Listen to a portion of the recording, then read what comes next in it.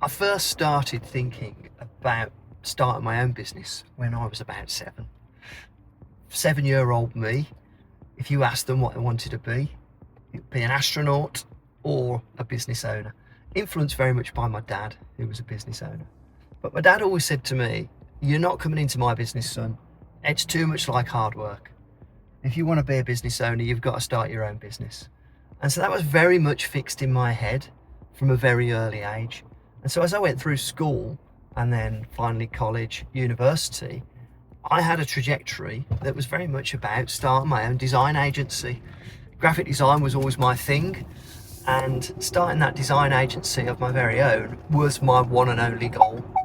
It took me a lot longer to get there than I expected, though, because I ended up getting into a job which I saw as my apprenticeship to learning a business. It was a small business that I was working for, but I absolutely loved the job, and so it took me a lot longer to leave the job, as well as becoming a director in the business as well, which kind of helped me stay there. It made me feel like I was a business owner, but the truth was I had this urge to do it on my own. I couldn't stomach working for somebody else because I'd had it implanted in my brain from a very, very early age. So when I did finally start my first business, I was 29, which was probably about 8 years longer than I would have expected it to have taken. But at 29, I finally started my first business, and I winged it all the way. I really didn't know what I was doing. I was flying by the seat of my pants, and I learnt the hard way. And I think that's why, although I had a moderate amount of success in the first 5 years of my business, it was nowhere near as successful as it could have been.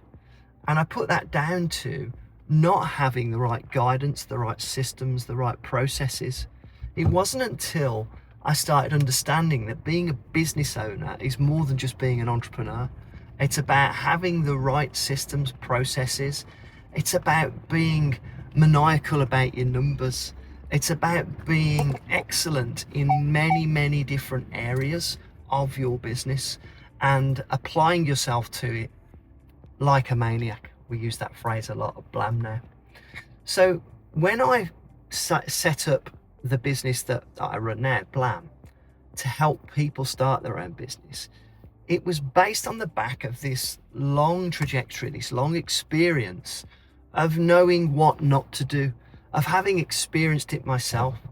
Because quite often when people come to us at Blam to start their own business, they've been employed for quite a while, probably longer than I was when I started my own business.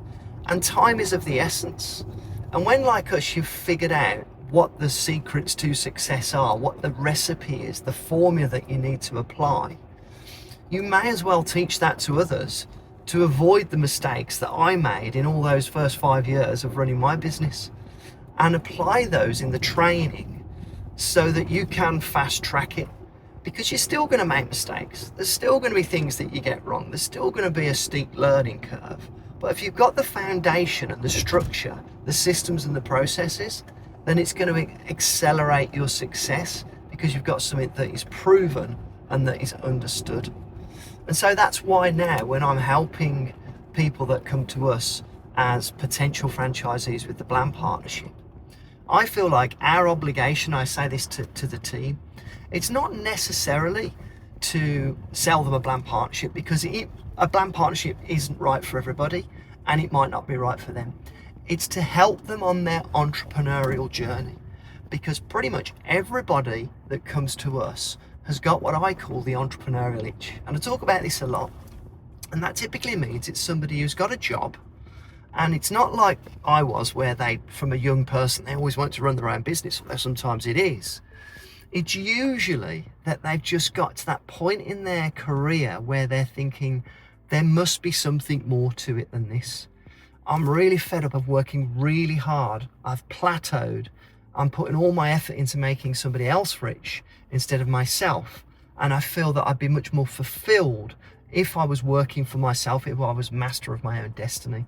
Because a lot of the time people are working really hard anyway, and they may as well apply that hard work to their own business.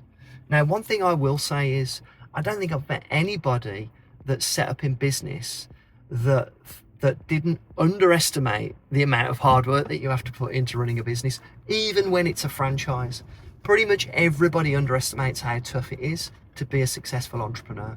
However, if you've got the entrepreneurial itch, and that itch is the genuine thing, it's the thing where you are born to be a business owner, once you get into your stride, working hard will just come naturally. You won't even think twice about it. You'll absolutely love working hard because you'll be inspired, you'll be motivated. You won't begrudge working at weekends or working till late at night, because you'll be doing it for you and your family, and you'll enjoy the process, even though it can be tiring. And when you work like that and you get the momentum going and you build your business, you see a path towards the point where you don't need to work as hard and you don't need to get stressed about things quite so much, because the whole thing just becomes habit, becomes natural, it becomes your way of life.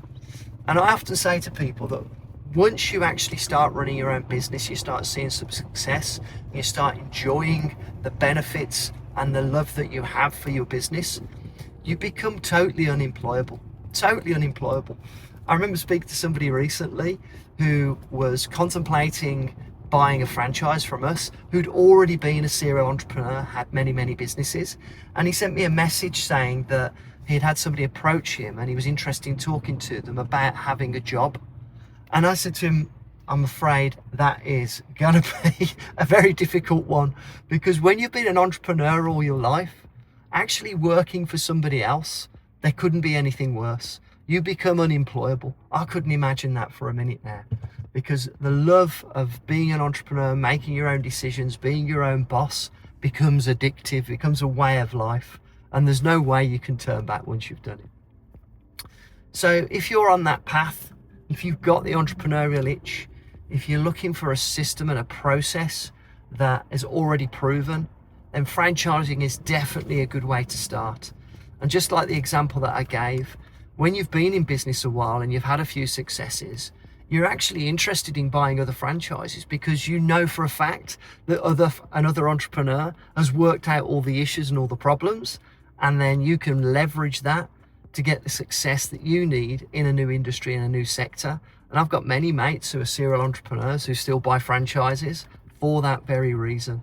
It's the fast track to success, as long as you trust the process, work like a maniac, and listen to what the franchisor is telling you, because they've already been there and done it.